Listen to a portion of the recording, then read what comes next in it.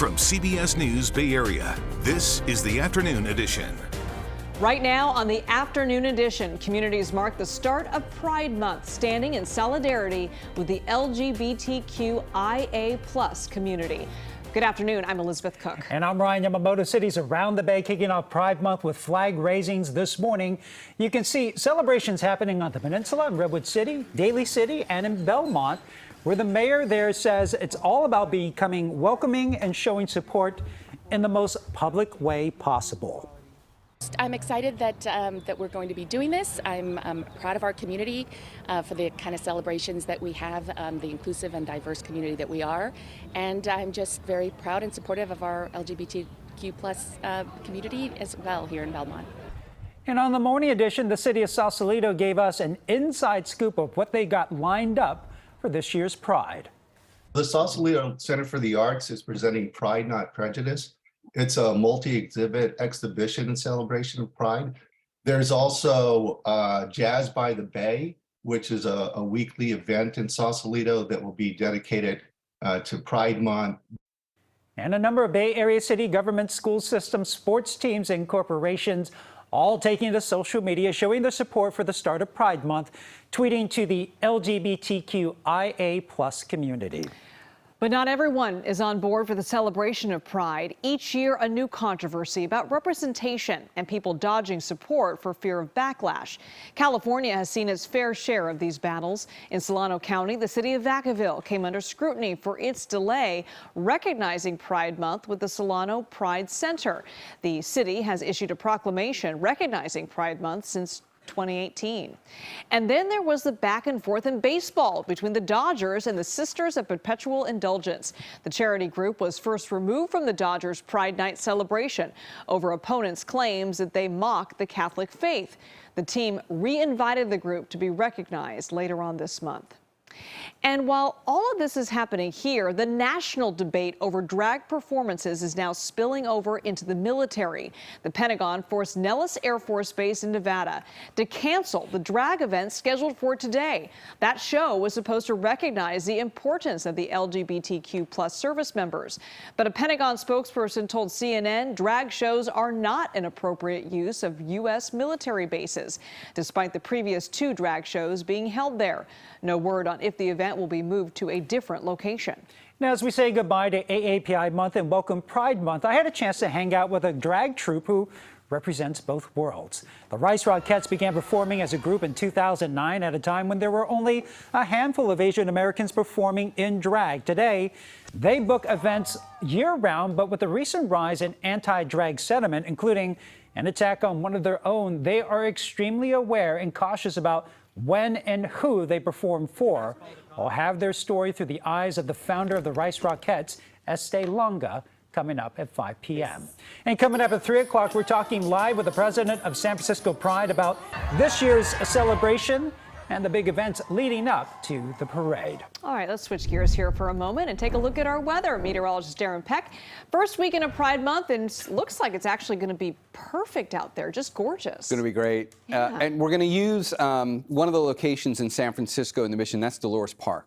And we're looking down at Dolores Park from our camera on top of the Salesforce Tower. We can use this thing not only to see far and wide, but also to look down and get a nice close-up view. You can actually see Mission High in there on the edge of the screen, or you could a moment ago. All right, let's take a look at how it feels out there. Number right now, 60 degrees.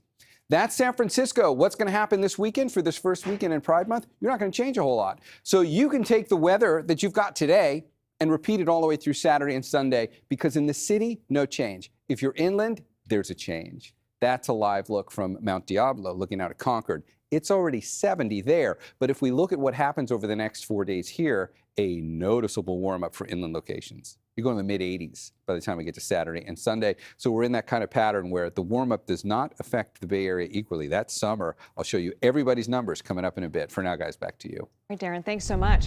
Time now for a look at this afternoon's top stories. In San Francisco, the man accused of stabbing a Chinatown bakery employee is in court today. 61-year-old Phuc Poi Lai is facing charges of attempted murder, assault with a deadly weapon, and battery. The suspect had been out on parole for an attempted murder in 2016. San Francisco DA Brooke Jenkins asked the court to keep him in custody, saying he poses a threat to public safety. Alameda County DA Pamela Price dropped 2 out of 3 murder charges against Alonzo Logwood. His case made headlines when Price offered a 15-year plea deal in exchange for pleading guilty to one of the murders.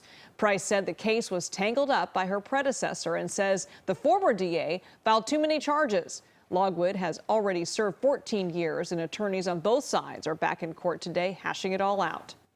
And let's take a live look at Wall Street right now. And the big board, as you can see, it is now in positive territory, looking really good this morning at 253 points in the plus side.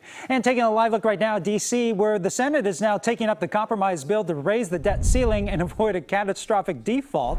The House overwhelmingly passed the measure last night, but there are some grumblings in the Senate. Natalie Brand is live with the very latest. Natalie. Hi, Ryan. Well, it's similar to what we saw in the House, where not everyone is happy about the bill. For instance, last night, Bay Area Democrats were divided and voted in a 3-3 split. Now, in the Senate, there's still a lot of negotiating happening behind the scenes. Some lawmakers want to be able to debate and take up amendments, which could slow down the process a bit. But some senators are now saying that they're feeling hopeful that we could see a vote as early as tonight. Facing a deadline days away, Senate leaders want to act fast. The Senate will stay in session until we send a bill avoiding default to the president's desk, and we will keep working until the job is done. The bill is passed.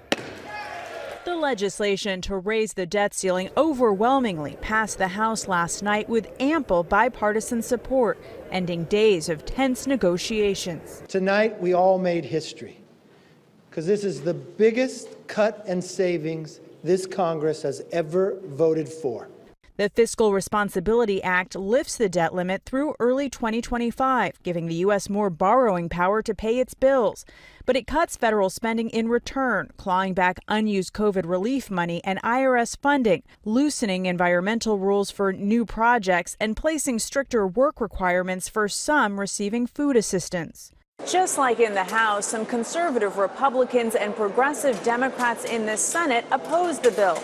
There's no way I can pass this much debt onto my grandchildren. Among the senators coming out against it are South Carolina's Tim Scott, who's running for president, and Vermont's Bernie Sanders. The American people, in my view, are sick and tired of seeing deficit reduction come on the backs of working people who are struggling. While some senators are pushing for amendments, leaders are hoping for a final vote before the week's end.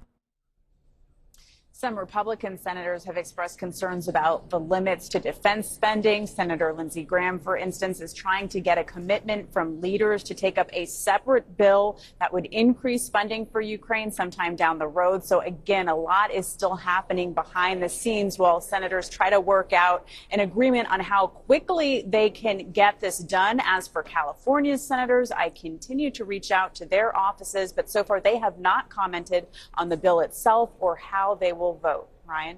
All right, thank you, Natalie Brand, reporting live from our nation's capital.